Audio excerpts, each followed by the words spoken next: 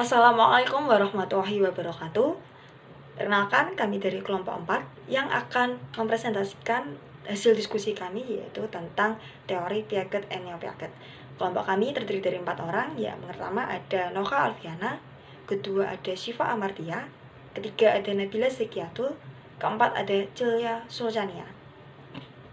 Baik, sebelum kita mendalami terlebih lanjut tentang teori ini, alangkah baiknya kita lebih mengenal siapa sih Jean Piaget ini.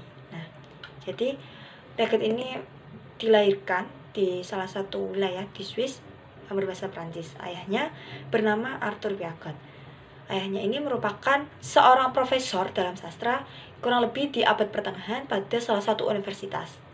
Nah, Piaget ini tuh merupakan anak yang cerdas dan juga anak yang terlalu cepat atau perkembangannya terlalu dini begitu, yang mengembangkan minatnya dalam bidang biologi. Nah, namun pada suatu ketika Piaget itu pindah dari Swiss ke Grange-aux-Bois, Prancis, dan di sana ia mengajar di sekolah untuk anak-anak laki-laki yang dikelola oleh Alfred Binet, pengembangan tes inteligensia Binet. Nah, ketika ia menandai beberapa contoh dari tes-tes inteligensia tadi, Piaget memperhatikan bahwa anak-anak kecil ini tuh terus-menerus memberikan jawaban yang salah untuk pertanyaan-pertanyaan tertentu. Piaget tidak terlalu memperhatikan pada jawaban-jawaban yang keliru itu, melainkan pada kenyataan bahwa anak-anak yang kecil itu terus-menerus membuat kesalahan dalam pola yang sama yang tidak dilakukan oleh anak-anak yang lebih besar dan orang dewasa. Nah, maka dari itu, hal ini menyebabkan Piaget mengajukan teori bahwa pemikiran ataupun proses kognitif anak-anak yang lebih kecil dasarnya berbeda dengan orang-orang dewasa.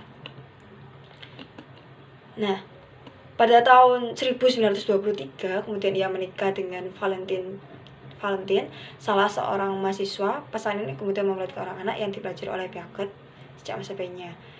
Nah, singkat cerita, pada awal mulanya ia meneliti anaknya sendiri yang lahir pada kurang lebih tahun 1920-an, dan hasil pengembangan tersebut kemudian dipublikasikan dalam The Origins of Intelligence in Children and the Construction pada bab yang membahas tentang sensori motor.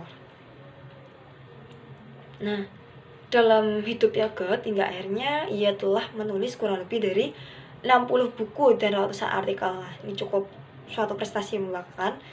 Kemudian Jean Piaget meninggal dunia di Jenewa pada tanggal 16 September 1980, dan ia merupakan salah satu tokoh psikologi penting pada abad ke-20-an.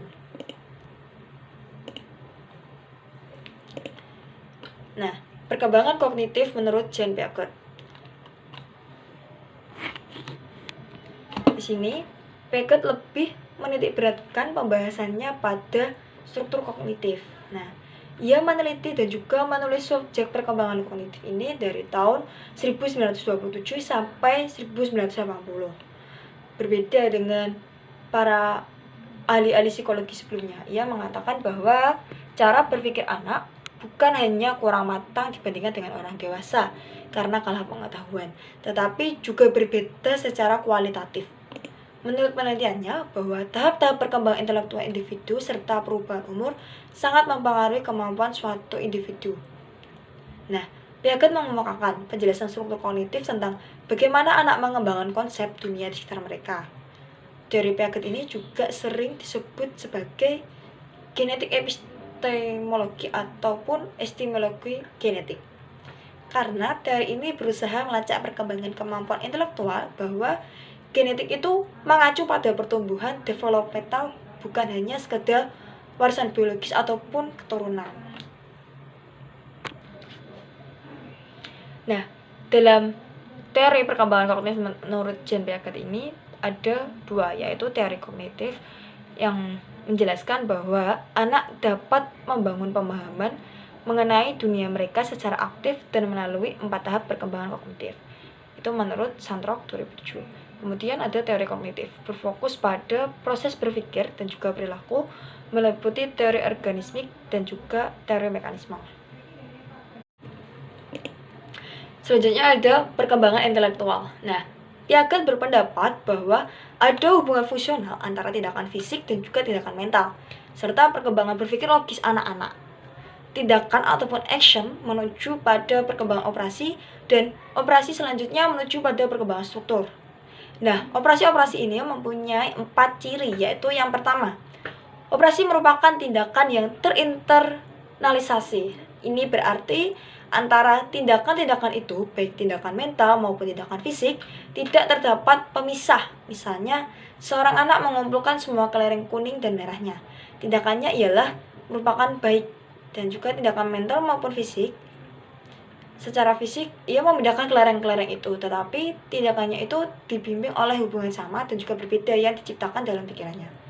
Yang kedua, operasi-operasi itu reversible. Misalnya, menambah dan mengurangi merupakan operasi yang sama yang dilakukan dengan arah yang berlawanan.